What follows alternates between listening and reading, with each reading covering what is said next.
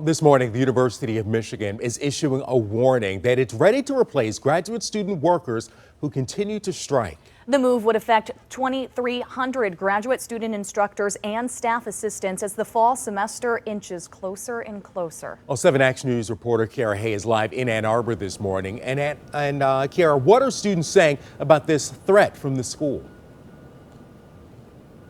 Well, the students are concerned. As you mentioned, we're 3 weeks out before they're scheduled to return to campus, and the grad students say they may not be returning if the University of Michigan does not meet its demands. But this battle is nothing new. It's been going on since November of 2022, but it seems just as students are going to return to campus, it's coming to a head.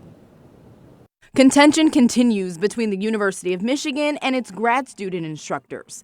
A 9-month battle over pay and perks has U of M threatening to replace any GSI who continues to strike. We don't believe that the university can replace our labor. Bailey Sullivan is union co-chair of the Graduate Workers Solidarity and Political Actions Committee, and she calls the university's threat a bluff. We're essential to the classroom. We're the people who students interact with, who they interface with.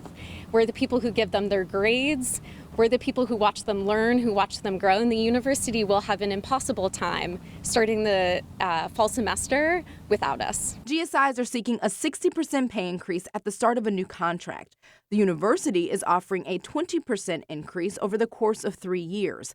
But grad students at U of M and Flint campuses would not get the same pay. Just because by manner of your geographic location and the place where your program is located, you shouldn't be paid less. You're doing the same amount of work that is happening on the Ann Arbor campus, and right now Dearborn and Flint GSIs make less than Ann Arbor GSIs. Students returning to campus in just 3 weeks are uneasy about what's to come. I guess my thoughts are, who are they replacing them with? Do we have people who are willing to work for a wage that might not be considered livable by the people who are striking?